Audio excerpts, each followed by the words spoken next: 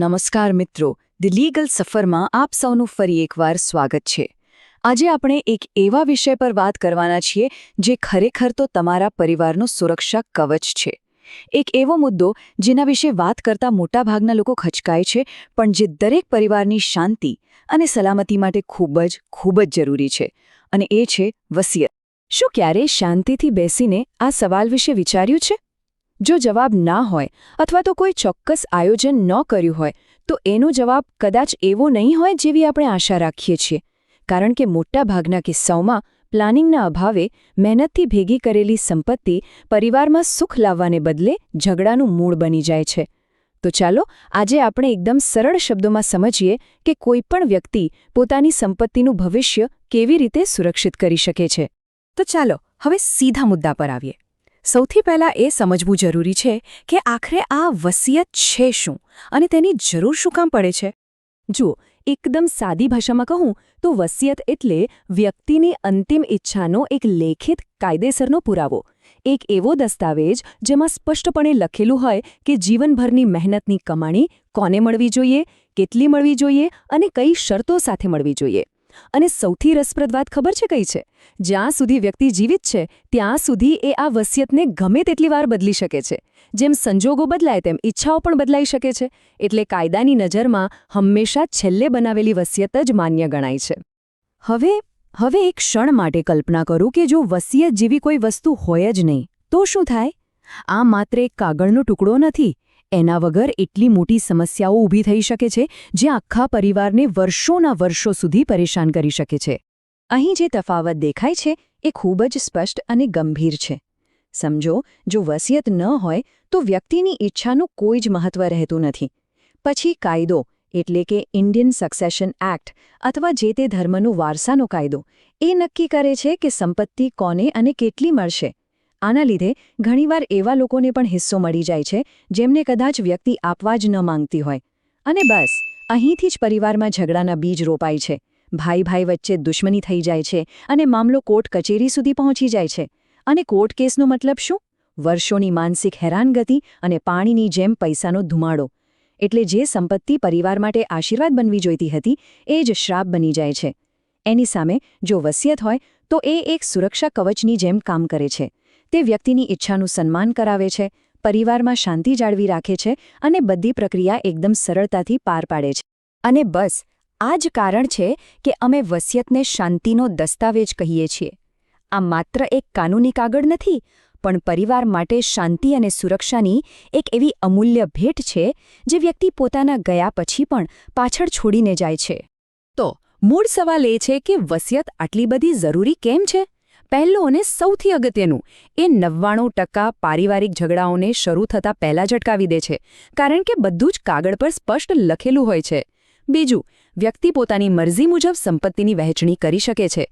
માની લો, કાયદા પ્રમાણે તો બધા સંતાનોને સરખો ભાગ મળે, પણ જો કોઈ એક સંતાનની આર્થિક સ્થિતિ નબળી હોય તો એને થોડો વધારે હિસ્સો આપવાની ઈચ્છા હોય તો આ ફક્ત અને ફક્ત વસિયત દ્વારા જ શક્ય છે.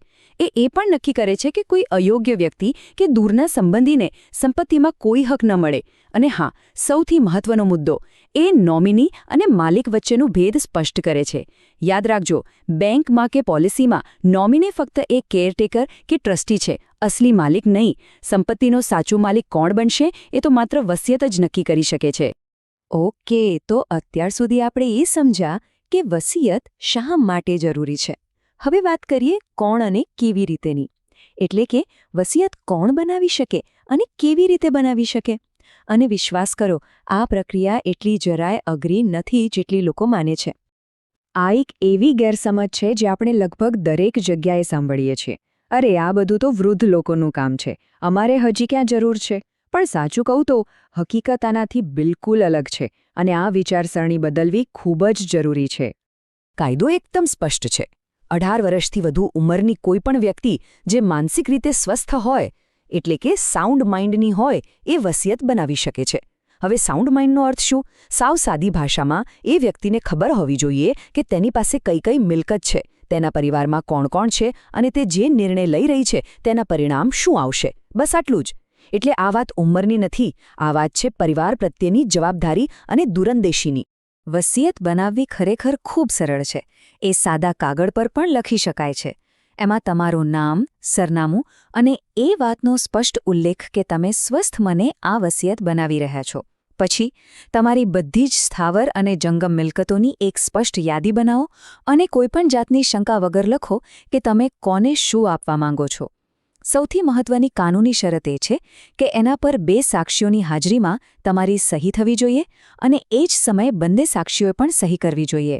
અને હા, એક ખૂબ જ અગત્યની વાત યાદ રાખજો, આ સાક્ષીઓ એવા હોવા જોઈએ જેમને તમારી સંપત્તિમાંથી કોઈ લાભ ન મળતો હોય, નહીં તો ભવિષ્યમાં કાયદાકીય મુશ્કેલીઓ ઊભી થઈ શકે છે. તેની નોંધણી કરાવવી ફરજિયાત નથી, પણ સબ રજિસ્ટ્રાર ઓફિસમાં નોંધણી કરાવી લેવાથી એ દસ્તાવેજ વધુ મજબૂત અને સુરક્ષિત બની જાય છે, કારણ કે એની એક નકલ સરકારી રેકોર્ડ પર પણ આવી જાય છે. તો હવે આપણે આખી ચર્ચાના અંત તરફ છીએ. આ બધી વાતનો સાર એટલો જ છે કે નિર્ણય ભલે એક વ્યક્તિનો હોય, પણ એની સીધી અસર આખા પરિવારના ભવિષ્યની, શાંતિ અને સુરક્ષા પર પડે છે. આ વાક્યને હંમેશા મગજમાં રાખજો. વસિયત બનાવવી એ કોઈ અશુભ કે ખરાબ વાત નથી. હકીકતમાં એ તો પ્રેમ, કાળજી અને જવાબદારીની સૌથી મોટી નિશાની છે. એ વાત સાબિત કરે છે કે તમે તમારા ગયા પછી પણ તમારા પ્રિયજનોની કેટલી ચિંતા કરો છો અને એમના ભવિષ્યને સુરક્ષિત અને શાંતિપૂર્ણ બનાવવા માંગો છો. આજનો તમારો એક નાનકડો પણ સમજદારીભર્યો નિર્ણય તમારા પરિવારને ભવિષ્યની મોટી મુશ્કેલીઓ, માનસિક તણાવ અને આર્થિક નુકસાનથી બચાવી શકે છે. આજે લીધેલો એક નિર્ણય પરિવાર માટે આવતીકાલની શાંતિની ગેરંટી બની શકે છે. જો તમને આ માહિતી ખરેખર ઉપયોગી લાગી હોય તો મહેરબાની કરીને આને લાઇક કરો, તમારા મિત્રો અને પરિવારજનો સાથે શેર કરો અને હા, ધ લીગલ સફાર ચેનલને સબસ્ક્રાઇબ કરવાનું બિલકુલ ભૂલશો નહીં, જેથી આવી મહત્વની કાનૂની જાણકારી આપણે વધુને વધુ લોકો સુધી પહોંચાડી શકીએ. અમારો સાથ આપવા બદલ અને અમને સાંભળવા બદલ આપ સૌનો ખૂબ ખૂબ આભાર. અમે બહુ જ જલ્દી પાછા મળીશું એક નવા કાનૂની વિષય સાથે, એકદમ સરળ અને સ્પષ્ટ ભાષામાં.